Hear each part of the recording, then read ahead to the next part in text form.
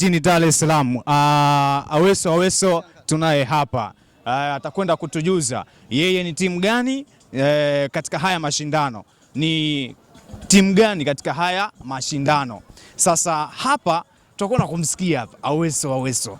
Bwana, mambo vipi kaka? Mambo poa, alhamdulillah. Kwema kabisa. Kwema sana. Unajisikiaje kwanza swaumu na nini na nini? Najisikia vizuri alhamdulillah. Swaumu ndio inaishia tena, tunamalizia mwisho. Okay, kwenye haya mashindano nini ambacho umepata hasa umekiona kigeni kwako? Mimi nikija sehemu kama hizi, yani napenda watu wanavyovutiwa na mipira ya mguu. Yani navutiwa sana, mashabiki kila siku, yani kila siku wako vile vile, hapungui wala nini. Kwa hiyo kila siku mashabiki wanakuwa vile vile. Hata kuna watoto wanakuja kuangalia hapa, nadhani wanaona jinsi gani ambavyo watu wanaopenda mpira na wao wenyewe wanaingia ule moyo wa kupenda mpira. Sawa, tumeona watu wengi sana wakitumia mashindano haya kama fursa ya kukutana na pengine na kupeana madili.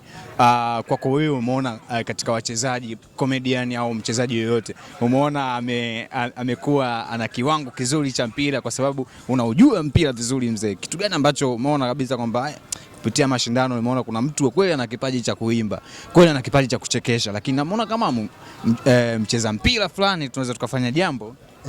Wapo kina Ndaro anajua mpira. Ndaro anajua mpira. Ana idea ya kucheza mpira. Ndaro, Meja Kunta ni msanii lakini ni mtu ambaye anajua sana mpira. Kwa nawaona na hivi wanavyokuja hivi ni vizuri, kwa sababu kuna mashabiki wao wengine wanatamani kuwaona sehemu kama hizi, wanawaona.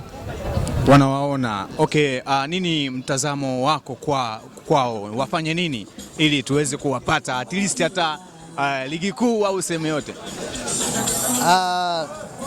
Kama wao wanavyokuwa wanakuja mipirani kama hivi, wanakuja kucheza, hata na sisi wachezaji tunatakiwa tuwaunge mkono sehemu ambayo wao wanafanya kazi. Kwao wakiwa na show zao huko, tunatakiwa na sisi wenyewe tukawaangalie, tukawasupport, kwa sababu hii pia ni support kubwa kwa wao.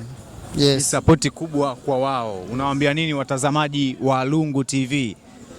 Waje angalie mechi nzuri kama leo, ndo mechi nzuri kabisa, kwa sababu ndugu anacheza pamoja. Bwana, tukushukuru sana. Umetisha, tutakie mchezo mwema. Hapa.